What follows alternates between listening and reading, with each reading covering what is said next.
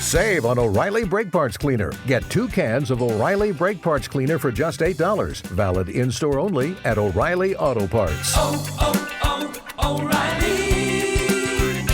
Auto Parts.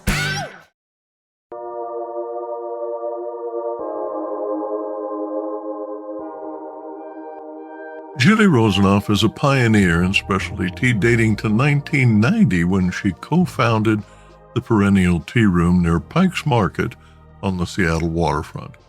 In 2004, Julee hosted tea-themed dinners there with author Norwood Pratt, narrating the story of teas as courses were served. Tastings and special events led to the founding of the Puget Sound Tea Education Association and the region's first tea party, featuring Barnes & Watson, Teahouse Kuan Yin, Geek, that's Michael Coffey, Sati, Village Yarn and Tea, and Choice Organic Tea. Inspired by the mass tastings hosted by Bay Area tea firms for the 50,000 foodies attending the first Slow Food Nation in September 2008, the Northwest Tea Festival, a not-for-profit venture, launched to wide acclaim later that month. Welcome to the Tea Biz Podcast, Doug and Julee. The Northwest Tea Festival is a genuine specialty tea experience, a social gathering of respected speakers and vendors with a delightfully appreciative audience.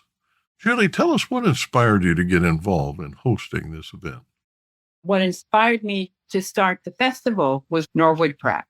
He came to Seattle and he came to a meeting of a number of tea vendors in Seattle at that time. And he said that no one was celebrating the 400th anniversary of tea coming to Amsterdam, which is the origin of Orange Pekoe. It was the House of Orange, and it was a Pekoe tea.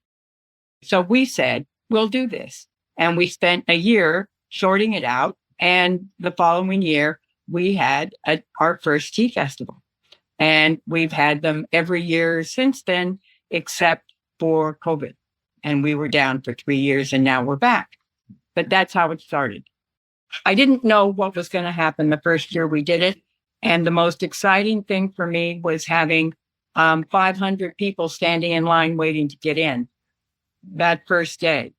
And all of them having a wonderful time. I think we only had about 7 booths. It was a wonderful thing. Everybody had a good time. And they all said, we want to come back, do it again. And so we have. And so that is still there. The morning of the first day, there is a line out the door, down the street and around the block. And it is just fabulous to see all these people waiting to have tea. Doug, how has organizing the festival changed your view of tea? My view expanded quite a bit by thinking about how to present tea to somebody else and not just focus on myself.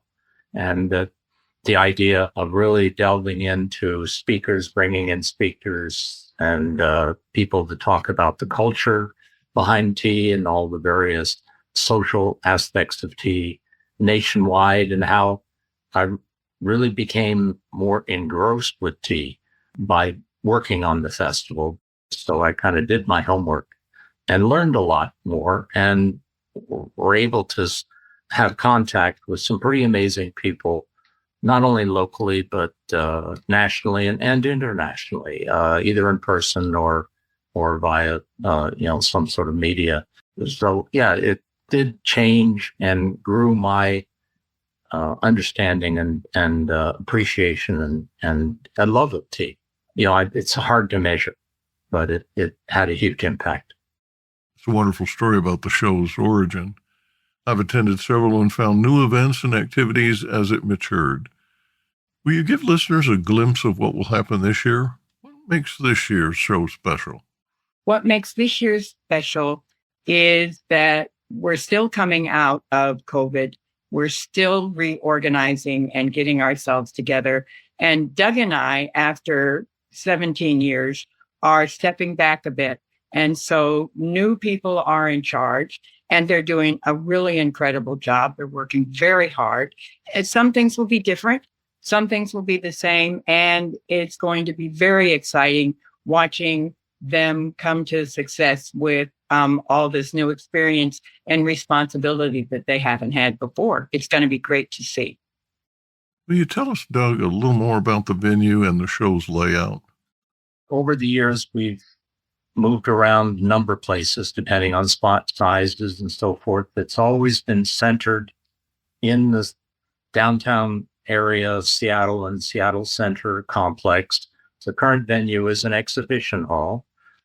Our attendance right now is somewhere around plus or minus 3,000, 3,500 people. We have up to 50, 60 vendors, a lot of presentations and so forth. So it's a large exhibition hall. There's an exhibition floor area, and then we have areas partitioned off around the perimeter for other events, whether it's stage presentations or workshops.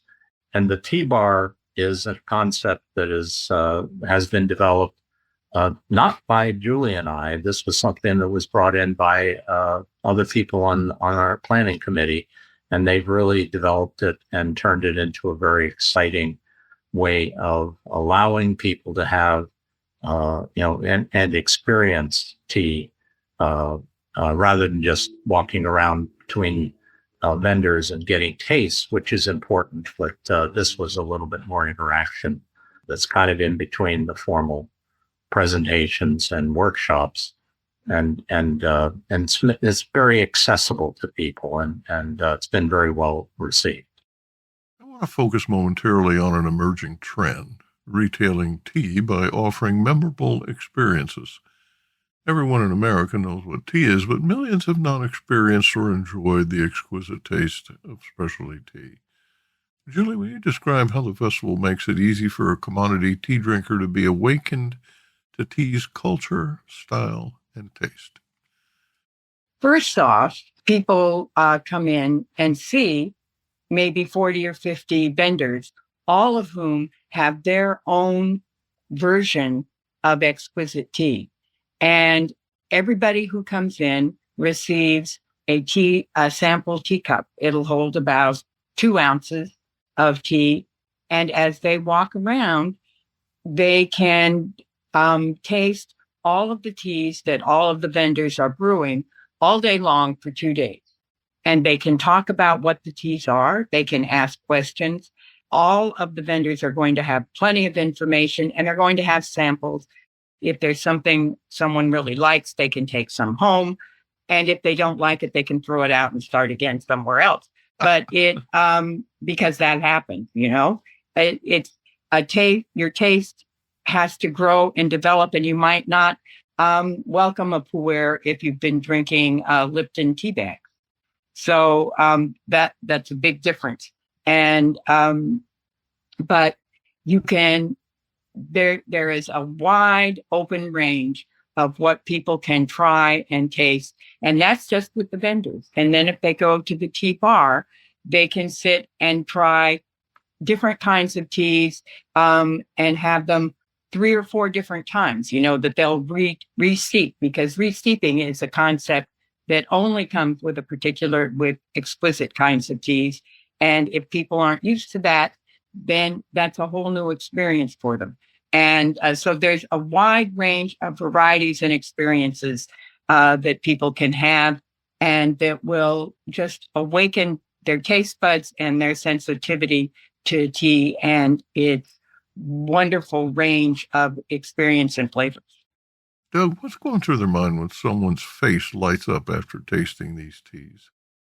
Well, a lot of different things, as giving somebody an experience that is new and different to them.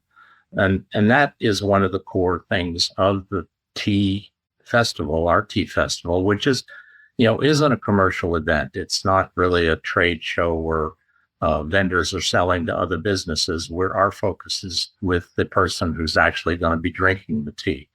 And when they light up and realize that there's an aspect to it that they didn't realize before, that's growth for them. That's personal growth. That's enjoyment. That's delight. That's education. And all of those are really core goals of the event. And when we see that happen, we know we're doing what we're trying to do. There's nothing wrong with drinking commodity teas. There's nothing sacred about having to find the most exquisite oolongs and so forth. The idea is the experience and the social aspects of it.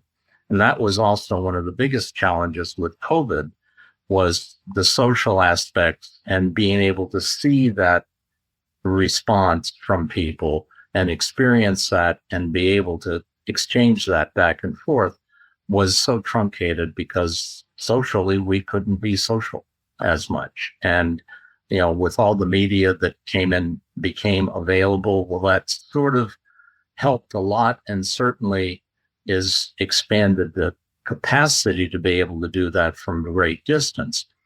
So yes, we can do a Zoom thing or a Facebook thing or FaceTime thing and see that experience and that person, smile and make noises, enjoyment, and so forth. We can vicariously experience that as somebody who is trying to reach somebody. And that's, again, the core of tea. Tea is a social beverage at a very basic level. There are many societies, ours is not one, where you don't have meetings without tea. I mean, it's like being dressed, and it becomes an important part of the experience. So yes, that long answer to that experience is what it's all about. It's a celebration of this amazing beverage that has captivated the whole world. We as organizers try to work to maintain a setting and a structure and so forth, so everybody involved in this can have a enjoyable time. We're looking at the experience of everybody around this whole subject of tea and how people can share that experience, whether they're a presenter or whether they're a consumer, whether they're somebody who's trying to run a business. Julie, I want you to picture yourself as a carnival barker inviting passersby to purchase a ticket. Come to the tea festival and find out more about a drink that you probably already like, and meet people who share your enthusiasm and who are going to be willing to show you new ways to drink tea and to enjoy it. And there'll be more people to meet and new friends and a way of expanding a cultural experience throughout the world. You're going to meet people from all over the world. It's going to be very exciting. Don't miss it.